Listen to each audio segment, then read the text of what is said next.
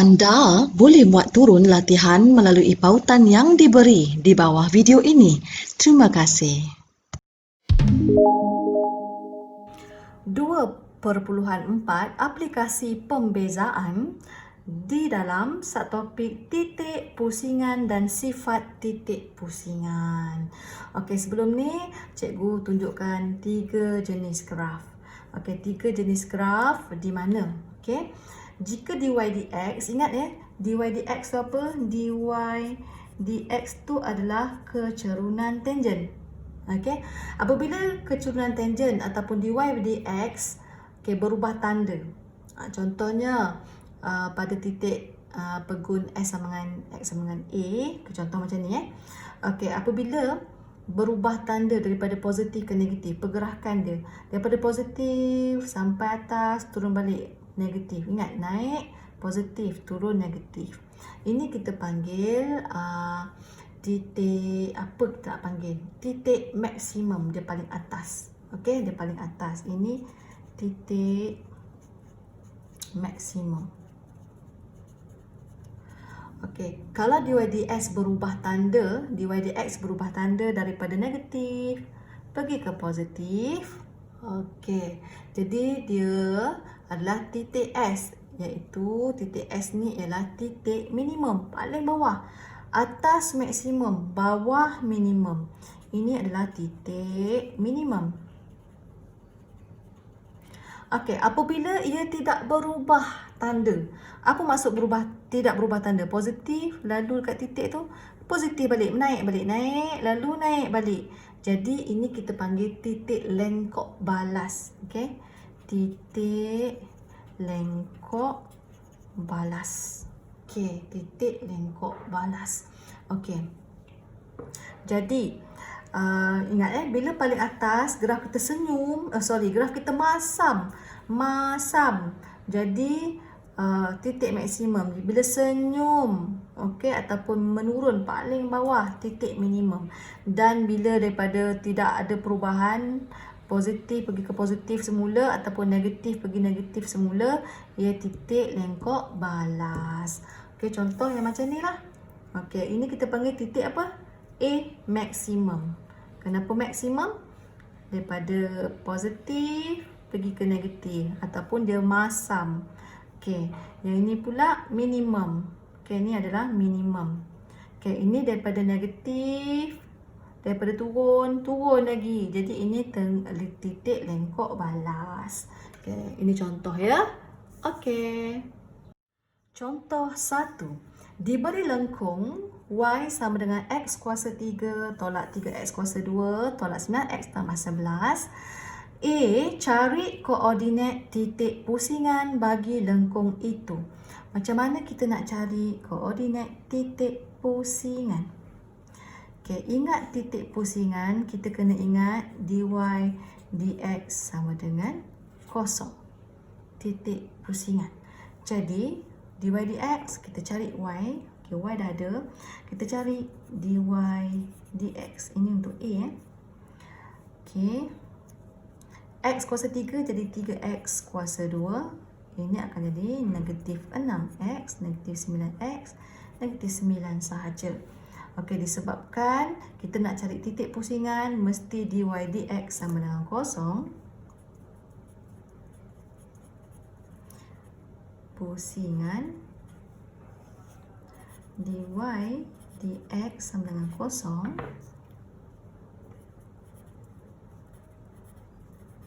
Dia seperti persamaan kuadratik. Dekat sini cikgu boleh ringkaskan. Okay, kat sini cikgu boleh ringkaskan. Bahagi 3 kan. Okey, di sini kita boleh faktor. Kita boleh faktor dia.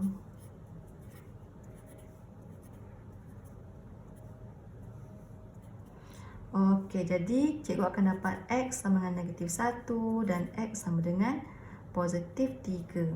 Okey, apabila kita dapat nilai X kita 2, bermaksud kita dapat titik pusingan kita 2. Okey, macam mana nak cari nilai Y? Ingat, bila nak cari titik, bila titik mesti X dan Y adalah point. X, Y, betul? Jadi, kita cari ni. bila X sama dengan negatif 1, bila X sama dengan 3, kita masukkan semula dalam persamaan ni. Oh sorry, persamaan ni. Kita nak cari Y kan? Mana Y? Ini Y. Masukkan dalam dia.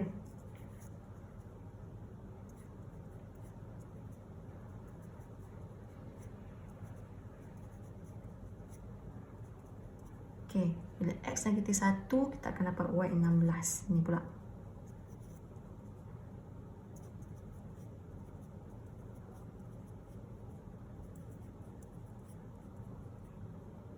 Okey, berapa kita dapat? Y kita akan dapat negatif 16. Yes, jadi kita akan dapat dua titik pusingan, iaitu bila X negatif 1, Y 16. Bila X 3, Y negatif 16. Okey, seterusnya B. Tentukan sama ada setiap titik pusingan itu adalah titik maksimum atau minimum.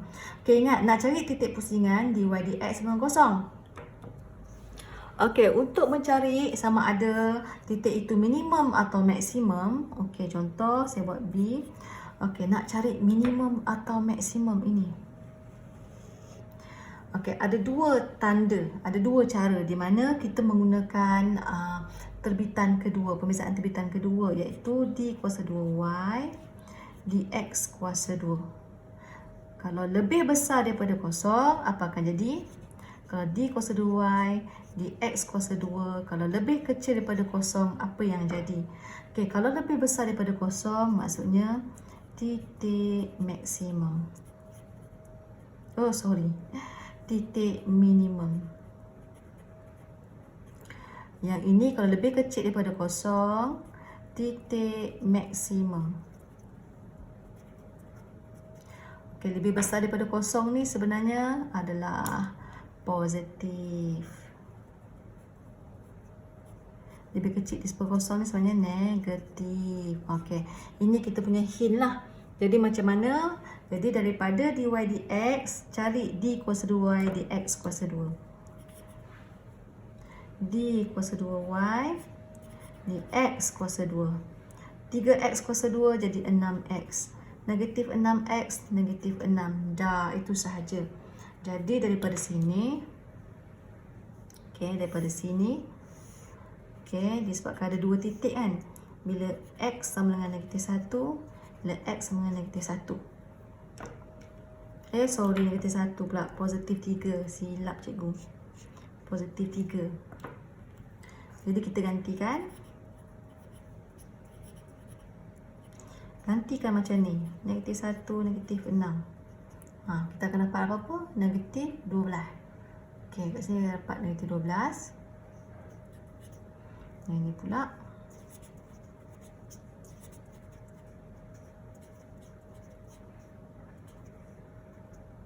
Lapan belas tolak 6, 12. Okey, tengok. Ini, okey. Ini negatif. Negatif, negatif. Maksudnya titik maksimum. Titik maksimum bila X negatif 1. Mana X negatif 1 ini? Jadi, kesimpulannya, negatif 1, 16. Titik maksimum. Okey. Bila 12 positif, ni positif. Bila positif, titik minimum. Bila X3, sini X3. Okey. Titik minimum. Okey, begitulah contohnya. Okey. Jadi macam mana rupanya? Okey, cikgu cuba lukis-lukis lah macam mana rupanya. Okey, mungkin lah macam ni. Sebab dia ke atas kan. Macam ni lah, naik, zap, zap. Okey. Jadi, mana dia minimum, maksimum? Okey, paling bawah, paling atas. Ini contoh, adik tak perlu lukis pun. Okey, maksimum sini, negatif 1, 16. Minimum sini, 3, negatif 16. Contoh. Okey, itulah contoh untuk working step contoh 1. Kita tengok pula contoh yang terakhir untuk titik pusingan dan sifat titik pusingan, iaitu contoh 2. Okey, itu sahaja contoh untuk contoh 1, iaitu 2.4 aplikasi pembezaan bagi subtopik titik pusingan dan sifat titik pusingan.